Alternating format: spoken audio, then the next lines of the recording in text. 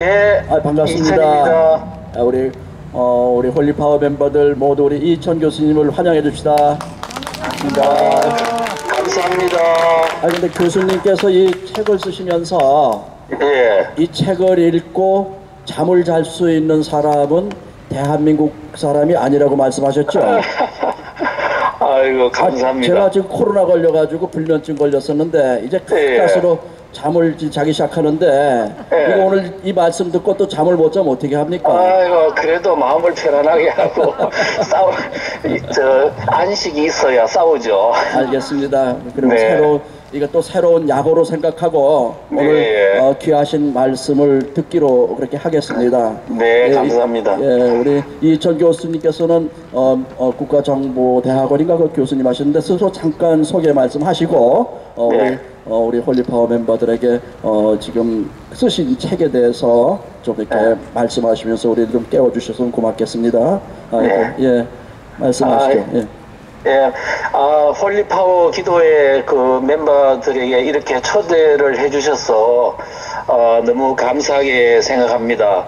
지난번에 그 세계로 교회 갔을 때 우리 정필도 목사님하고 같이 마주 앉아가지고 식사도 했거든요.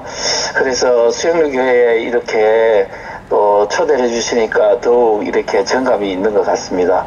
오늘 제가 주민자치기본법에 대한 이 위험성을 짧은 시간 동안에 한번 핵심 사항만 이렇게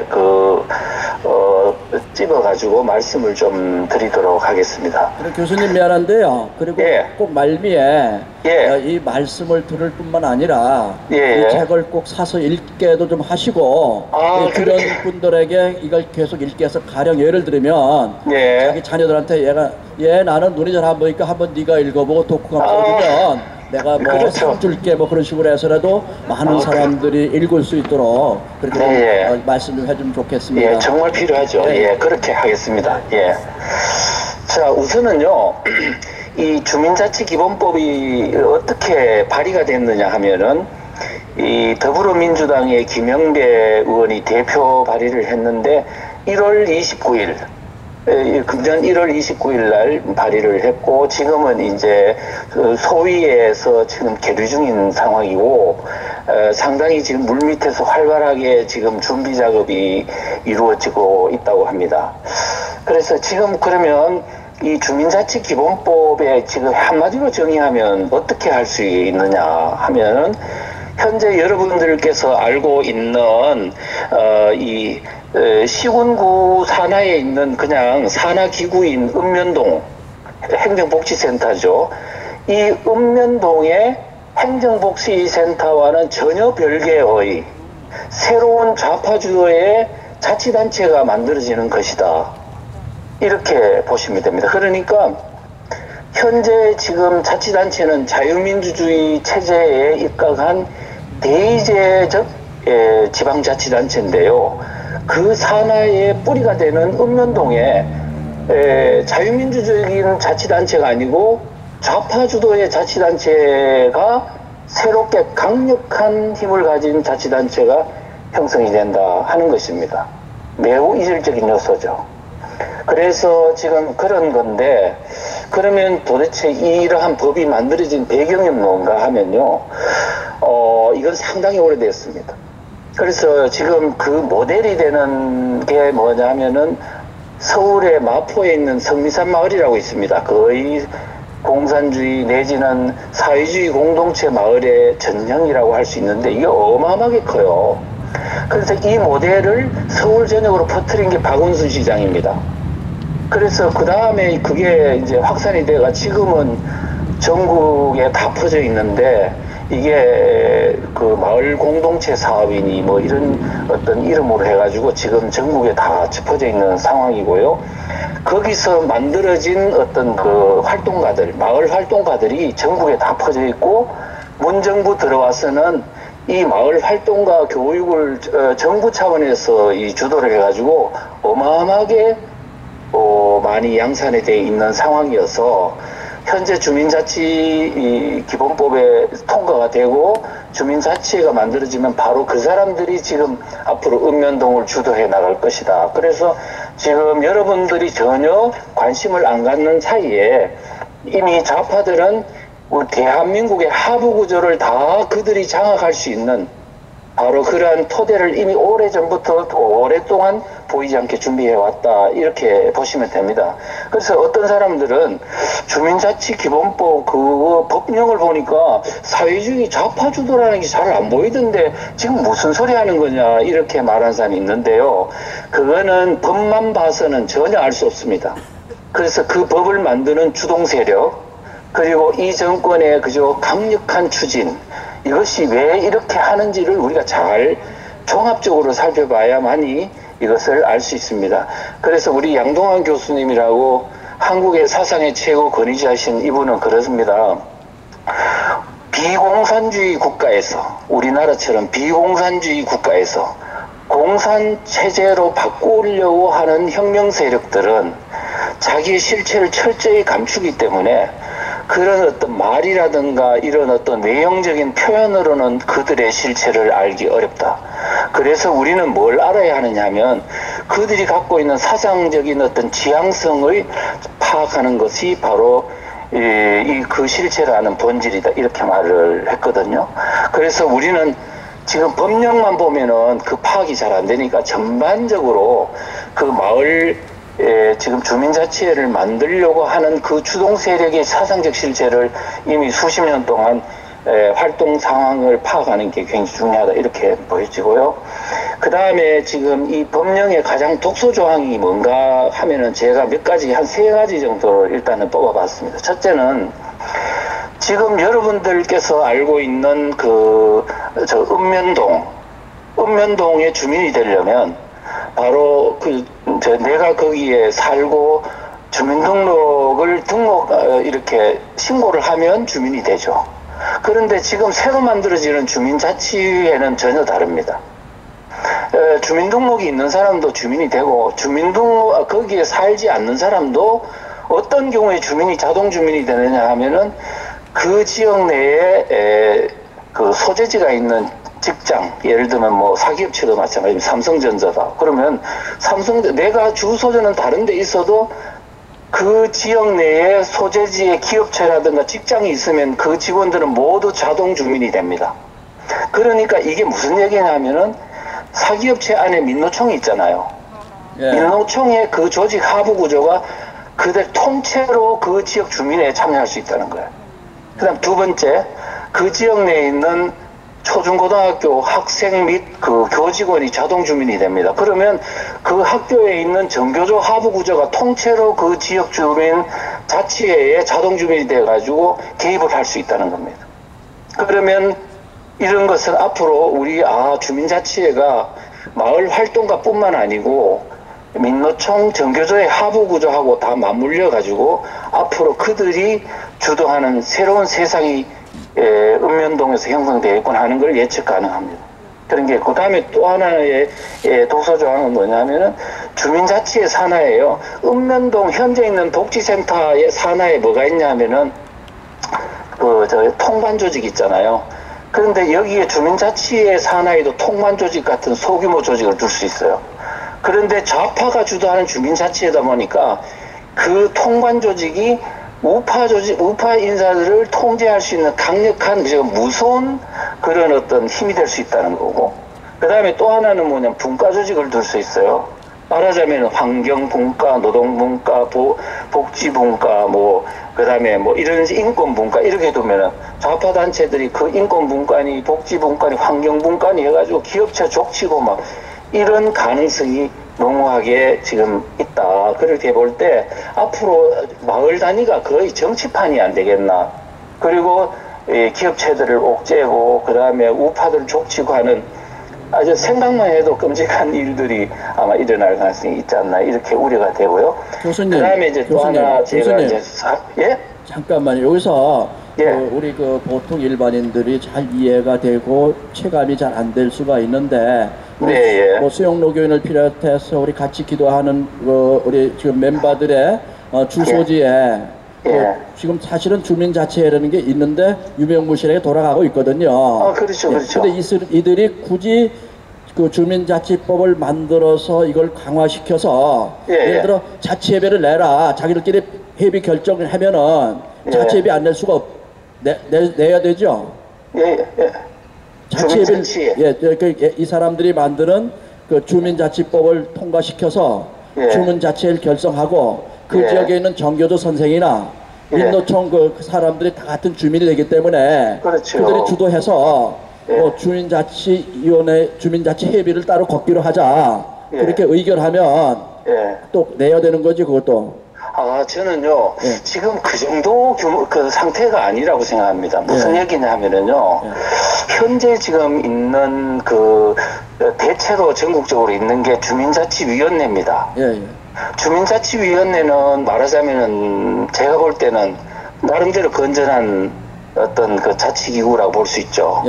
그런데 그거는 1999년도부터 만들어진 사상적인 구별을 안 하고 주민들이 좀 뭐 유지들이 참여해가지고 마을 좀 잘해보자. 그러면서 약간은 좀 동아리 비슷한 뭐 이렇게 봉사활동 비슷한 그런 단체 역할을 하거든요. 근데 지금 주민자치회는요 이 법에 따른 주민자치는 완전히 다른 겁니다. 그래서 현재 있는 주민자치위원회에 참여하는 분들 중에 우파들은 다 배제가 될 겁니다. 그래서 그리고 그 다음에 지금 여기 주민자치위원회는 뭐냐면 예산이 자기들이 회비도 내고 이렇게 자활적인 측면이 있는데 현재 이 법에 따른 주민자치회는요 국가와 자치단체로부터 강력한 돈을 지원받습니다. 어느 정도 규모냐 하면은 아마 수십조를 받을 걸로 봐요. 수십조를 받을 걸로 보고 그 다음에 또 뭐를 받느냐 하면요 정부와 자치단체로부터 행정적 지원을 엄청나게 받고 그 다음에 무소불위의 권한을 받고 그 다음에 뭐까지 받느냐 하면은 재산을 양도받을 수 있어요. 예를 들면은 국가와 자치단체가 소유하고 있는 토지 같은 거 있죠. 건물 같은 거. 이런 자산들을 주민자치회한테 이게 저가로 매각을 하거나 무상임대를 하게 할 수 있습니다. 그러면 주민자치회가 국가로부터 자치단체로부터 국공유 재산을 양도받으면 어떻게 하냐. 그 마을에서요. 그거를 가지고 주차장도 만들고 힐링센터도 만들고 펜션도 만들고 수익사업을 합니다. 그러니까 그 수익을 가지고 주민들한테 나눠주는 겁니다. 그러면 좌파들이 주동하는 이 주민자치회가 어마어마한 국가 예산을 이미 받는 데다가 자체 수익 사업을 통해 가지고 그 수익을 가지고 좌파들이 이제 막 그냥 자기들이 먹고 살고 주민들한테 또 나눠줘 가지고 완전히 이 사회 주민들의 마음을 사로잡아 버리는 겁니다. 이렇게 되면은 제가 볼 때는 빠른 시간 내에 대한민국의 4,390여 개의 읍면동 단위가 좌파들의 완전히 이 소유물로 주민들이 아마 장악당할 겁니다. 문제는 이렇게 되면 대통령이 바뀌어도 풀뿌리 그러니까 그 공산주의가 된다는 뜻이겠네요. 그렇죠. 그러면 제가 그거를 예를 하나 들어드릴게요. 북한이 1945년도에 소련군이 들어왔어요. 소련군이 들어올 때 북한 내에 공산주의 자유자가 굉장히 적었거든요. 그런데 46년도 2월달 북조선 인민위원회가 만들어질 당시에도 공산당 가입자의 숫자가 얼마였나 4,500명 정도밖에 안 됐다 그래요. 그런데 다음 달 토지개혁을 했어요. 그래가지고 오정부 기준으로 지주들 땅 다 뺏어가지고 농민들한테 오정부 기준으로 나눠줬거든요. 나눠주자마자 25일 만에 이 토지개혁을 분배를 완료했는데 그리고 나서 공산당 가입자 숫자가 얼마로 늘어난지 아세요? 24만 명으로 늘어났습니다. 그러니까 우리나라 국민들의 정서상 공짜로 준다 하면 양재물도 마신다 하잖아요. 지금 노인네들이 버글버글하고요. 지금 직장 없는 사람들이 많은데 바로 지금 주민자치회에서요 그 땅을 가지고 소익 사업을 해가지고 사업을 하고 해가지고 그거를 가지고 주민들한테 분배를 하면 그 사람들이 왜 이런 세상에 왜 이제 오냐 그럴 거 아닙니까? 그렇죠.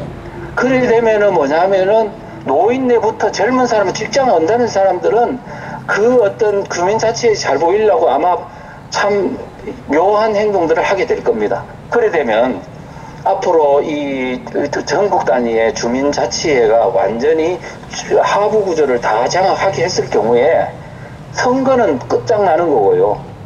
그 다음에 우파 대통령이 설사 된다 하더라도 이 하부 구조가 완전히 장악당한 상황에서는 우파 대통령이 돼도 이거를 다시 원위치 시키기 어렵지 않느냐, 이런 문제가 있을 수 있거든요. 그럼 그렇게 되므로 결과적으로 그들의 그 계획에 의해서 공산주의와 사회주의와 그렇게 될 수 있다는 것이죠. 그렇죠, 그렇죠.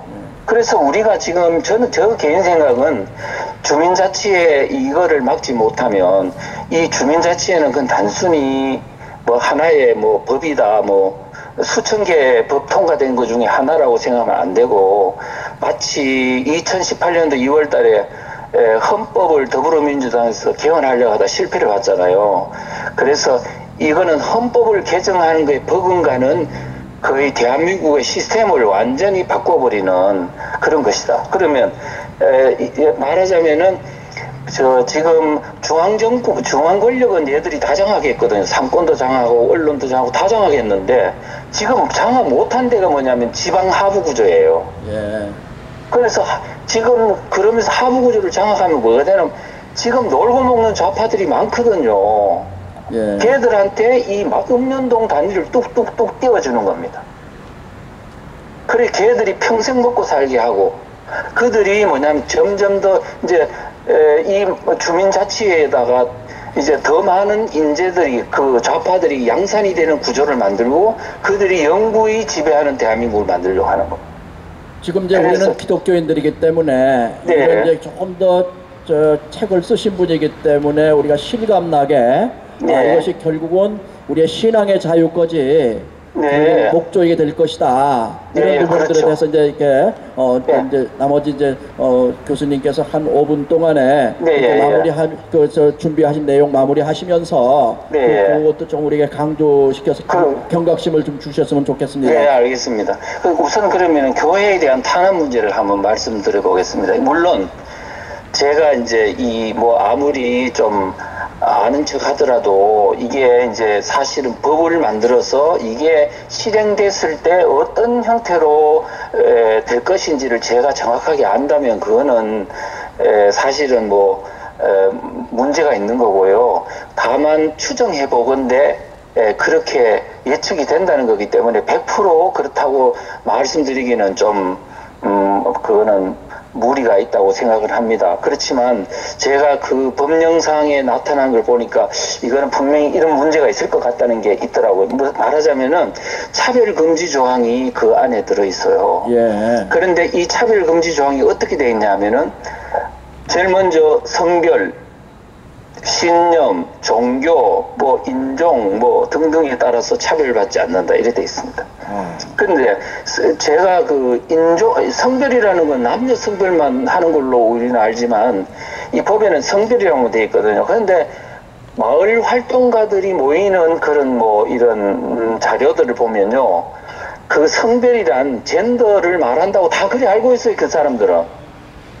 그러니까 지금 우리가 기독교에서 가장 지금 경계하는 젠더 개념이 읍면동 마을 단위에서 다 그대로 구현이 될 거라는 겁니다. 그럼 교회는 예를 들면 동성애 반대한다 이러면은 바로 그거는 법적인 어떤 처벌을 받게 될 수 있는 문제가 있습니다. 그 다음에 또 하나는 뭐냐면 이슬람이라든가 외국인이 거기에 이제 주민이 되게 돼 있으니까 이슬람인들이 지금 파고 들어오는 비율이 보통이 아니더라고요. 특히 경북대라든가 그 다음에 또 무슨 국제대 같은 데는 많이 지금 외국인들이 많은 이슬람인들이. 그래서 그 사람들이 와가지고요, 이 외국에 대한 차별금지 이래 나오고요. 심지어는 어떤 충북 같은 경우에는 조례로 외국인 우대법까지 조례로 만들더라고요. 지금 이런 상황이기 때문에 이것을 단순하게 이제 종교적인 어떤 차별금지가 들어가면 이거는 우리가 교회가 굉장히 어려움에 직면하고 선교회 활동이라든가 이런 것도 제약받을 가능성이 있고, 그 다음에 이단 종교를 정지하는 것도 아마 상당히 어려움에 직면하지 않을까 저는 개인적으로 그렇게 생각하고요. 그 다음에 신념이라는 문제에 대해서 신념의 차별금지. 그런데 국가인권법에 보면 성별, 신념, 종교 이렇게 돼 있는데 국가인권법에는 그 신념의 자리에 뭐가 들어가 있냐? 사상이라는 게 들어가 있어요. 예. 그러면 국가인권법에 그거를 수용한다고 하면 이거는 사상에 대한 차별금지, 공산주의, 사회주의 사상에 대한 차별금지라고 그러면 앞으로 마을 단위에서 공산주의 조직을 만들고 전파하고 조직화하고 활동하는 거를 무제한히 할 수 있다.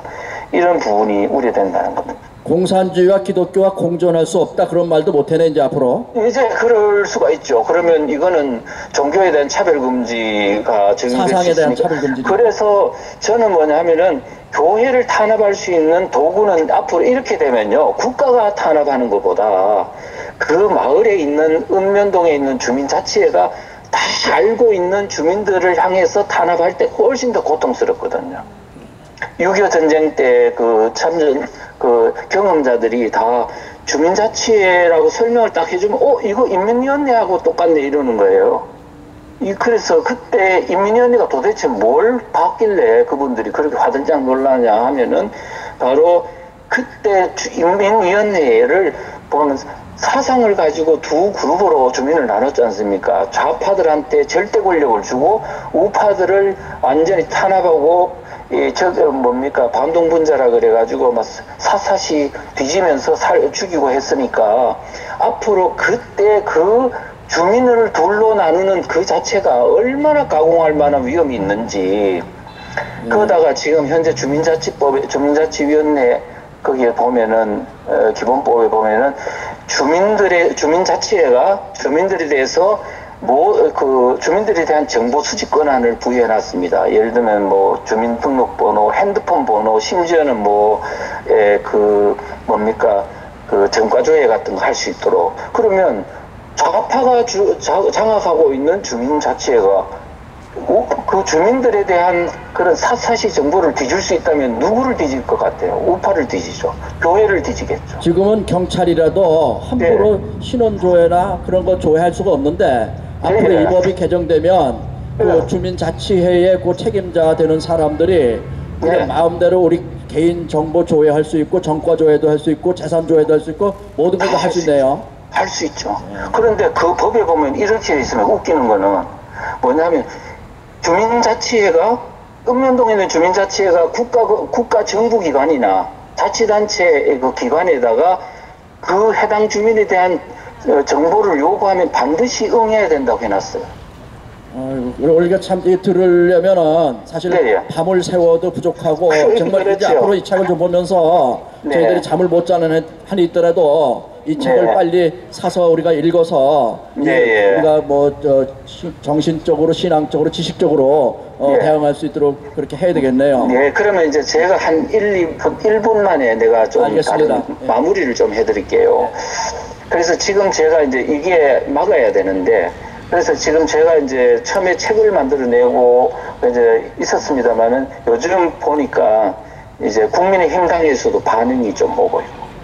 교수들도 지금 이거 이제 서로 이론 토론해가지고 이거 이론을 정치화시키자는 막 반응도 오고 있고 활동가들도 이제 가만히 있어서 안 된다. 전국적으로 무슨 조직을 만들어야 되지 않냐.